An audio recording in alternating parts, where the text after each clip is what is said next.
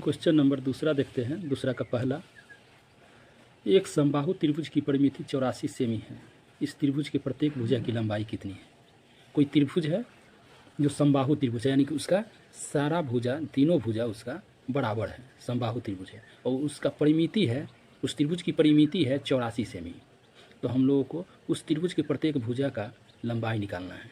तो इसका हम लोग आसानी से निकाल सकते हैं, क्योंकि परिमिति हम लोगों को मालूम है। परिमिति मालूम है तो हम लोग इसकी भुजा भी निकाल सकते हैं। कैसे? तो परिमिति की परिभाषा हम लोग जानते हैं कि क्वेश्चन नंबर दूसरा है, दूसरा का पहला है परिमिति का। इसका परिमिति कितना है त्रिभुज का? समबाहु त्रिभुज है, इसकी परिमिति है 84 सेमी। 84 सेमी, तो 84 सेमी है। तो ये परिमिति का फॉर्मूला होता है, हम लोगों को भुजा निकालना है। भुजा बराबर वाट, भुजा निकालना है। तो समबाहु त्रिभुज का हम लोग परिमिति का फॉर्मूला जानते हैं। क्या होता है? समबाहु भुजा, इसका परिमिति होता है 3 गुने भुजा। तो हम लोग तो भुजा निकालना ही है और भुजा मालूम नहीं है, तो भुजा कैसे निकालेंगे? तो हम लोग आसानी से निकाल सकते हैं। कैसे? हम लोग को परिमिति मालूम है। तो परिमिति कितना है? 84, 84 सेमी बराबर 3 गुने भुजा नहीं मालूम है तो भुजा लिख देंगे। अब इस भुजा से इसको अगर हटाते हैं 3 को, तो इधर गुना में है तो इधर क्या आ जाएगा? भाग में आ जाएगा, बटा में आ जाएगा। तो क्या लिखेंगे? भुजा बराबर 84/3। इसको अगर काट देते हैं, 3 से अगर काटते हैं इसको 84 को, तो कितना बार में आएगा? 28 बार में ये कट जाएगा। 28 बार में कट गया तो हम लोग को भुजा बराबर क्या मालूम हो गया? 28 सेमी इसका आंसर हुआ।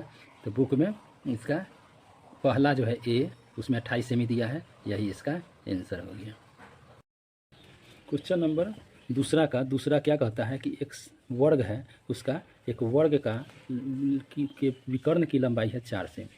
तो इस वर्ग का क्षेत्रफल निकालना है। एक वर्ग है जिसके लिए विकर्ण है 4 सेमी।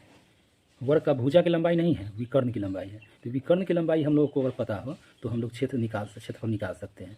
इसका निकालने का फॉर्मूला है, जैसे समझिए ये एक वर्ग है, ये इसको कहते हैं भुजा, इसको कहते हैं विकर्ण, इसको कहते हैं विकर्ण। तो विकर्ण की लंबाई हम लोगों को मालूम है 4 सेमी।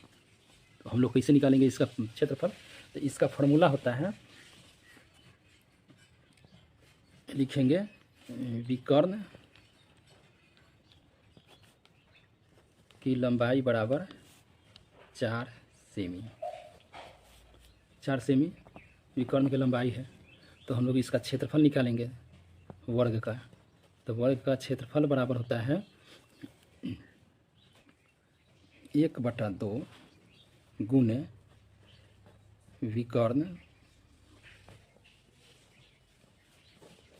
का स्क्वायर। क्षेत्रफल तो हम लोग निकालना है, ये लिखेंगे 1/2 गुने विकर्ण हम लोग को मालूम है 4 सेमी, तो लिख देंगे 4, इसका स्क्वायर कर देंगे। तो इसको अगर सॉल्व करेंगे तो 1/2 हो जाएगा गुने 4 चौका 16, ये 2 से कट जाएगा तो कितना आ जाएगा? 8 आ जाएगा। तो हम लोगों को 8 सेमी स्क्वायर हम लोग को क्षेत्रफल आ गया, यही इसका आंसर हो गया। तीसरा कहता है कि एक समानांतर चतुर्भुज का क्षेत्रफल 42 सेमी स्क्वायर है और आधार 6 सेमी है। कि इस समानांतर चतुर्भुज की ऊंचाई ज्ञात करना है। इसका क्षेत्रफल दिया हुआ है 42 सेंटीमीटर और आधार है 6 सेमी, और इसका ऊंचाई हम लोग को ज्ञात करना है समानांतर चतुर्भुज का। तो आइए देखते हैं इसको कैसे करते हैं। आइए देखते हैं। इस समानांतर चतुर्भुज है, उसका क्षेत्रफल दिया हुआ है 42 सेंटीमीटर, आधार इसका 6 सेंटीमीटर है, और ऊंचाई ज्ञात करना है, ऊंचाई नहीं मालूम है। तो हम लोग इसका निकाल सकते हैं। कैसे? तो समानांतर चतुर्भुज का क्षेत्रफल का फॉर्मूला हम लोग को लिखना होगा। तो समानांतर चतुर्भुज का क्षेत्रफल का फॉर्मूला होता है आधार गुने ऊंचाई। तो आधार हम लोग को मालूम है, क्षेत्रफल मालूम है, ऊंचाई नहीं मालूम है। तो हम लोग ऊंचाई निकाल सकते हैं, क्योंकि क्षेत्रफल है हम लोग को मालूम है 42 सेंटीमीटर है, आधार है 6 गुने ऊंचाई है नहीं मालूम, ऊंचाई नहीं मालूम, तो हम लोग इसको ऐसे ही लिख लेते हैं। अब इसको इधर लाते हैं तो भाग में आ जाएगा, तो इसको लिखेंगे ऊंचाई बराबर 42/6, तो 6 से 7 बार में कट जाएगा तो 7 आ जाएगा, तो 7 सेमी इसका ऊंचाई निकल गया। यही इसका आंसर हो गया। चौथा क्वेश्चन देखते हैं। कह रहा है कि एक समचतुर्भुज के दो विकर्णों की लंबाई 25 सेमी और 12 सेमी है, इस समचतुर्भुज की क्षेत्रफल क्या है। एक समचतुर्भुज है जिसका दो विकर्ण है और विकर्ण का दोनों का लंबाई दिया हुआ है 25 सेमी और 12 सेमी, इसका क्षेत्रफल निकालना है। तो देखिए कैसे हम लोग करते हैं इसको, देखिए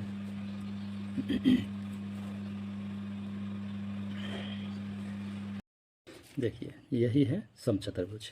इसको हम लोग ए मान लेंगे, इसको बी मान लेंगे, इसको सी मान लेंगे, इसको डी मान लेंगे। ये ओ बिंदु पर कट रहा है, इसका विकर्ण है यही, इसका ये विकर्ण है, इसका ये विकर्ण है, दो विकर्ण है इसका जो ओ बिंदु पर कट रहा है। इसका मान लीजिए कि लंबाई है 25 सेमी, इसका लंबाई मान लीजिए 12 सेमी।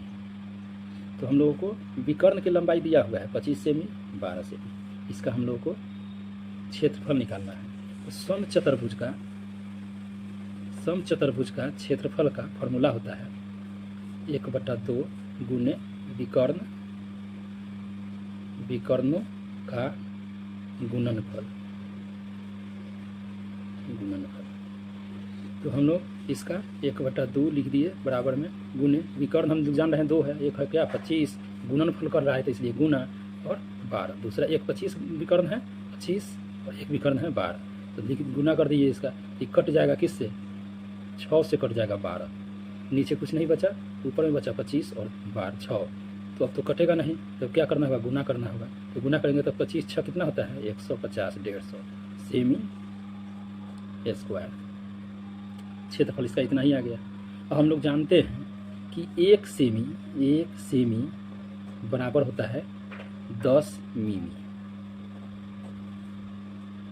तो हम लोग इसको अगर गुना कर देंगे तो हम लोगों को इसको मिमी में आ जाएगा, ये सेमी में है इस मिमी में आ जाएगा, तो मिमी में आएगा तो लिखेंगे 150 गुने